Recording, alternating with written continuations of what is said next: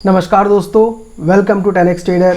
मैं हूं राजेश कुमार और इस वीडियो में बात करने वाले हैं पीजी इलेक्ट्रोप्लास्ट के बारे में। आज के दिन में 20% तक का डाउनफॉल दिखाया। एक ही दिन में इसके अंदर एक बहुत बड़ा डाउनफॉल नजर आया और इसकी वजह से बहुत लोगों को पैनिक भी हो गया कि आखिर स्टॉक में क्या हुआ है, क्योंकि पिछले कुछ सालों में स्टॉक ने बहुत ही अच्छा खासा रिजल्ट निकाल के दिया है और लोगों को बहुत ज़्यादा प्रॉफिट हुआ है, खास करके जो रिटेल ट्रेडर्स है। बट एक दिन में जब ऐसा भयानक डाउनफॉल आता है तो कई लोगों को समझ में नहीं आता कि आखिर हुआ क्या। उनको रिजल्ट देखना तो आता है बट रिजल्ट को देख के एनालाइज करना नहीं आता कि इसका इम्पैक्ट क्या हो सकता है। तो इसी के ऊपर इस वीडियो में बात करने वाला हूँ। तो सबसे पहले हम कंपनी के चार्ट को देखेंगे, उसके बाद कंपनी के रिजल्ट को देखेंगे, फिर मैं अपना व्यूज़ देने वाला हूँ कि क्यों इतना डाउनफॉल देखने के लिए मिल रहा है। तो चलते हैं स्क्रीन के ऊपर, बट उससे पहले आपसे एक छोटा सा रिक्वेस्ट है कि वीडियो को लाइक कीजिए और चैनल को सब्सक्राइब कर दीजिए। ओके, तो सबसे पहले यहाँ पे देखता हूँ तो आपको आज के दिन में सबसे बड़ा डाउनफॉल देखने के लिए मिल रहा है। ऑलमोस्ट 20% तक का डाउनफॉल है और ये डाउनफॉल आपको सिंपली दिखने नहीं मिल रहा है, नीचे आपको वॉल्यूम भी बहुत ज़्यादा मिल रहा है। इसका मतलब क्या है कि कंपनी में कुछ ना कुछ प्रॉब्लम ऐसा है जो इन्वेस्टर्स को पसंद नहीं आ रहा है और शायद ये जो प्रॉब्लम है आगे भी कंटिन्यू कर सकता है, इसलिए इतना बड़ा हमको इतने बड़े कैंडल के साथ इतना बड़ा वॉल्यूम देखने के लिए मिल रहा है। अब टेक्निकल बेसिस पर अगर देखूँ तो यहाँ पर आपका जो नेक्स्ट टारगेट है वो क्या हो सकता है। तो देखिए ऑलरेडी इसने एक दिन में ही अपने प्रीवियस रेजिस्टेंस को टच कर लिया है, जो कि इसके लिए एक इंपॉर्टेंट सपोर्ट की तरह फिलहाल काम करेगा, क्योंकि देखिए ये जगह पहले इसके लिए एक रेजिस्टेंस की तरह काम किया, फिर जब यहाँ पे इसने ब्रेकआउट दिया तो यहीं पे आके सपोर्ट लिया और फिर यहाँ से इसने मूव दिखाया और काफ़ी अच्छा खासा मूव था ये। अराउंड आपको अगर परसेंटेज में देखूंगा तो लगभग 78% तक का मूव आपको मिला सिर्फ 70 डेज़ के अंदर। बट उसके बाद स्टॉक थोड़ा डाउनफॉल आया और आज के दिन में तो सारा का सारा लिमिट ही पार कर दिया है, लगभग 20% तक का डाउनफॉल है। तो देखते हैं कि इस वीडियो में आखिर हुआ क्या, और ये हुआ है आपका Q1 के रिजल्ट आने के बाद। तो अब आके देखते हैं कि क्वार्टर वन का रिजल्ट कैसा हुआ। तो सबसे पहले स्क्रीनर में आके सिंपली देखिए कि इसका जो सेल्स है, रेवेन्यू है, वो कैसा किया। तो पिछले क्वार्टर में अगर देखेंगे तो इसने highest ever highest ever sales को जनरेट किया था, जो कि आपका लगभग 2000 करोड़ के आसपास का था। बट इस क्वार्टर में अगर देखेंगे तो सेल्स आपका घट गया है, 1500 करोड़ का हो गया है। और रीज़न इसका सबसे बड़ा यही है कि ये क्या करती है कंपनी, जो कंज्यूमर ड्यूरेबल्स होते हैं, जो इलेक्ट्रॉनिक का सामान है, टीवी हो गया, फ्रिज हो गया, एसी हो गया, अवन हो गया, ये जितने भी चीज़ें, उन सब का जो प्लास्टिक का जो लगता है, सामान लगता है, जैसे कोई भी इलेक्ट्रॉनिक अगर है, मान लीजिए एसी अगर है तो एसी का कवर ऐसा बनता है, बाकी उसका कवर करना पड़ता है, तो वो सारी चीज़ें बनाती है, डिज़ाइन भी करती है। तो इस बार क्या हुआ है, आप किसी भी कंज्यूमर ड्यूरेबल की कंपनी को जाके देखिए, सब लोग यही कह रहे हैं कि उनका एसी का सेल्स बहुत ज़्यादा घट गया है, क्योंकि इस बार मानसून थोड़ा पहले आ गया और गर्मी जो है पिछली बार की तरह नहीं लग रहा है।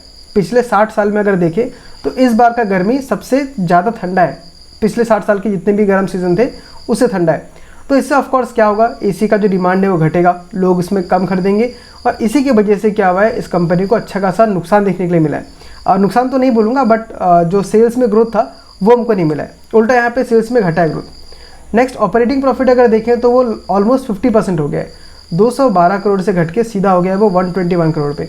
तो इतना जब खराब कोई रिजल्ट देगा तो ऑफकोर्स स्टॉक में हल्का फुल्का नेगेटिव देखने मिलता ही है। बट ये मान लीजिए ठीक है, 50% का आपको डाउनफॉल दिख रहा है, बट आगे की जो क्वार्टर्स आने वाले हैं वहाँ पे अच्छा खासा ग्रोथ देखने मिल सकता था। जैसे आपका फ्रिज है, वॉशिंग मशीन है, ओवन है, ये तो पूरे साल बिकता रहता है और ख़ास करके क्वार्टर 2 क्वार्टर 3 में आपका जब शादी का सीजन स्टार्ट होता है तो वहाँ पे सेल्स काफ़ी अच्छा खासा बढ़ जाता है। बट फिर भी इतना इसमें 20% का डाउनफॉल देखने मिला है। तो उसका रीज़न ये है कि कंपनी ने गाइडेंस कैसा दिया है। कोई भी स्टॉक मार्केट में कोई भी स्टॉक लिस्ट हो, उसमें इन्वेस्टर्स आज का दिन का नहीं देखते, आज कंपनी ने कैसा किया वो तो बीत गया। अब ये हमको देखना होता है कि आगे कंपनी कैसा कर रही है। अब मान लीजिए अगर ऐसा कंपनी बोलती कि इस क्वार्टर में ख़राब रिजल्ट आया, आगे वाले क्वार्टर्स में हम बहुत ज़्यादा ग्रोथ कर पाएंगे, तो बहुत ज़्यादा चांसेस था कि स्टॉक का प्राइस उतना नहीं गिरता, बल्कि यहाँ से फिर से रिकवरी करता। बट यहाँ पे देखिए मैनेजमेंट ने क्या कहा है, ये इसका मैं पीपीटी निकाल रहा हूँ और यहाँ पे आप पढ़ेंगे आपको पूरा क्लियर समझ में आ जाएगा। पहले तो कंपनी ने वही बोला है कि Q1 जो था थोड़ा चैलेंजिंग था, क्योंकि आपका डिमांड बहुत कम था और गर्मी भी उतना ज़्यादा मौसम का नहीं था। फिर यहाँ पे नीचे कंपनी ने क्या बोला है कि FY26 जो है, यहाँ पे हमारा फोकस क्या रहेगा कि हम अपने एक्सपेंसेस को कंट्रोल करें, लॉन्ग टर्म रेजिलियंस बनाएं, मतलब अपने बिजनेस को कैसे करें कि आगे भी चलता रहे। फिर कैपिटल एफिशिएंसी अच्छा बढ़ाएं, R&D में खर्चा करेंगे, प्रोडक्ट डेवलपमेंट करेंगे, बैकवर्ड इंटीग्रेशन करेंगे। लेकिन किसी भी जगह में ये नहीं कहा है कि हम अपने ग्रोथ को बहुत ज़्यादा बढ़ाएंगे, यानी सेल्स से ग्रोथ के बारे में कंपनी ने कुछ नहीं कहा है। और नीचे अगर आके देखेंगे, यहाँ पे देखिए, यहाँ पे एक और वर्ड यूज़ किया है, हेडविंड्स। हेडविंड्स वर्ड का मतलब क्या होता है, जब आपके ग्रोथ में आगे से आपको, जैसे आप आगे बढ़ने का ट्राई कर रहे हैं और आपको आगे से यहाँ पे कोई धक्का मार रहा है, तो आपके हेड को कोई धक्का मारा है, आगे जाने नहीं दे रहा है, इसको बोलते हैं हेडविंड।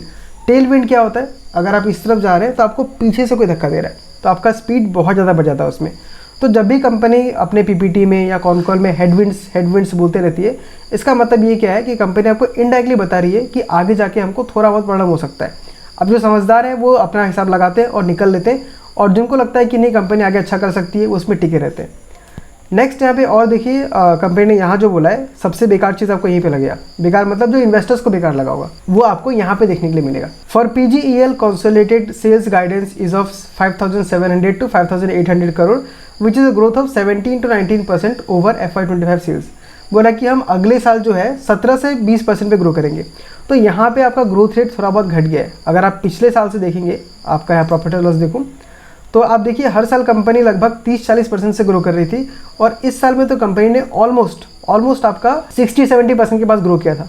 तो अगर 60-70% से कंपनी सीधा बोलती है कि हम सिर्फ 17-19% ग्रो करेंगे, तो इतना जो हाई वैल्यूएशन मिला हुआ था उसकी वजह से करेक्शन आना लाजमी है। अब यहाँ पे देखिए इसका वैल्यूएशन कितना है, 61 का प्राइस ट्रेडिंग है, और 20% करेक्शन होने के बाद अगर मैं उसके पहले देखता तो आराम से इसका 70-80 के आसपास का इसका प्राइस ट्रेडिंग होता। तो एक तो वैल्यूएशन बहुत महंगा, दूसरा कंपनी खुद गाइड कर रही है कि आने वाले साल में हमारा जो ग्रोथ है वो उतना ज़्यादा नहीं रहेगा। नेक्स्ट यहाँ पे देखिए, अगर प्रॉफिट एंड ग्रोथ का देखें तो अभी कंपनी ने क्या बोला है, PGEL का जो नेट प्रॉफिट गाइडेंस है वो आपका 300 करोड़ या 310 करोड़ का होगा, जो कि आपका 3 से लेकर 7% का ग्रोथ होगा। सोचिए सिर्फ 3-4% का ग्रोथ दिखाई कंपनी, तो इतना छोटा ग्रोथ दिखाने के बाद इतना हाई वैल्यूएशन में अगर कंपनी रहेगा तो कोई भी जो समझदार इन्वेस्टर है वो उसमें टिके नहीं रहेगा। उसने जो भी प्रॉफिट कमाया है उसको निकाल के किसी और कंपनी में लगाना ही बेटर अपॉर्चुनिटी होता है। तो इसलिए स्टॉक आज के दिन में 20% गिरा है।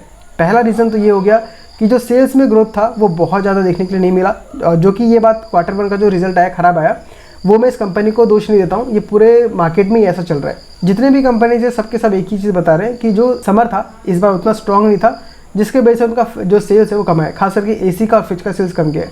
लेकिन जो गाइडेंस कंपनी ने दिया है कि हम आगे जाके सिर्फ 4% का प्रॉफिट ग्रोथ करेंगे और रेवेन्यू में भी आपका 17 से 20% का ग्रोथ रहेगा, तो ये बहुत ही कम है compare to valuation of the stock. तो इसलिए इसमें करेक्शन आया, बाकी इसमें कोई ख़राब बात नहीं है। अगर वैल्यूएशन सस्ता होता है तो फिर से स्टॉक ऊपर बढ़ना स्टार्ट करेगा, बट हमें ये भी देखना पड़ेगा कि Q2, Q3 में कंपनी कैसा परफॉर्म करती है। नेक्स्ट यहाँ पे एक चीज़ कंपनी ने अच्छा बोला है कि वो केपेक्स कर रही है 750 करोड़ का, जो कि उससे आपका साउथ इंडिया में जो रेफ्रिजरेटर है वो उसका प्रोडक्शन वहाँ पर स्टार्ट करेगी। फिर आपका ग्रेटर नोएडा में एक कैंपस खोल रही है जो वॉशिंग मशीन के लिए होगा। फिर वेस्ट इंडिया में भी एक खोल रही है जो कि आपका कैंपस अगेन AC कैपेसिटी को बढ़ाएगा। फिर प्लास्टिक कंपोनेंट्स के लिए उसने राजस्थान में एक नया प्लांट स्टार्ट किया है। तो कंपनी ग्रोथ तो देख रही है, बट गाइडेंस इतना कम देने की वजह से इन्वेस्टर्स का जो इंटरेस्ट है वो धीरे धीरे घटते जाता है इसमें। तो इस वीडियो को समराइज करके अगर बोलूँ तो सिंपल भाषा में कंपनी ने 2 चीज़ ख़राब कर दिया। एक तो क्वार्टर रिजल्ट ख़राब किया, दूसरा गाइडेंस भी कंपनी ये दे रही है कि हम अच्छा ग्रोथ नहीं कर पाएंगे, और तीसरा रीज़न ये हो गया कि वैल्यूएशन बहुत महंगा था। तीनों चीज़ कॉम्बिनेशन अगर मिलता है तो कोई भी सेंसिबल आदमी वही करेगा, जितना प्रॉफिट हुआ है उसको लेके निकलो, और बाद में फिर से कंपनी अगर गाइडेंस अच्छा करती है, अच्छा खासा ग्रोथ दिखा सकती है, तब हम वहाँ पर फिर से इन्वेस्ट करेंगे। अब एक बार फाइनली हम चार्ट देख लेते हैं कि कंपनी ने पिछले बार कैसा परफॉर्म किया था, मतलब स्टॉक प्राइस में कैसा परफॉर्म किया था। तो यहाँ पे देख सकते हैं पिछले कुछ सालों में अगर देखें तो कंपनी ने बहुत ही अच्छा खासा रिटर्न दिया है। अगर मार्च 2024 से देखूँ तो वहाँ से सिर्फ 281 डेज़ के अंदर, एक साल भी पूरा नहीं हुआ है, उसके अंदर स्टॉक ने आपको 5 गुना का रिटर्न दिया है, जो कि बहुत ही बड़े रिटर्न है। तो उस टाइम पे ग्रोथ भी काफ़ी अच्छा खासा देखने के लिए मिला होगा। अब एक बार आप लोगों के लिए मैं यहाँ पे प्रॉफिट का ग्रोथ भी देख लेता हूँ। आप यहाँ पे देखिए साल दर साल देखिए, 77 करोड़ से यहाँ से देखते हैं 2022 मेरे ख्याल से 37 करोड़ से बढ़ा के 77 करोड़ किया, ऑलमोस्ट डबल। 77 से 135 करोड़, ऑलमोस्ट डबल। 135 से 280 करोड़, ऑलमोस्ट डबल के आसपास आ गया। लेकिन इस बार कंपनी ने क्या किया है कि हमारा प्रॉफिट ग्रोथ सिर्फ 4-5% रहेगा। तो ये मैं बार बार एक चीज़ रिपीट कर रहा हूँ, आपको समझ में आ गया होगा कि कंपनी 20% क्यों गिरी है। अब आप मैं वैसे तो मैं रिकमेंडेशन नहीं दे सकता, बट अगर आप में थोड़ा सा भी सेंस है तो आराम से आप इसमें एग्जिट कर सकते हैं, क्योंकि इसमें ग्रोथ का कुछ अपॉर्चुनिटी है ही नहीं। अगर इसमें टिके रहेंगे तो आपको बहुत ज़्यादा लॉस हो सकता है, बट ये डिसीजन आपको खुद ही लेना है। इस वीडियो में इतना ही, मैं मिलता हूँ आपसे अगले वीडियो में किसी अगले स्टॉक के साथ। तब तक के लिए टाटा, बाय बाय, टेक केयर।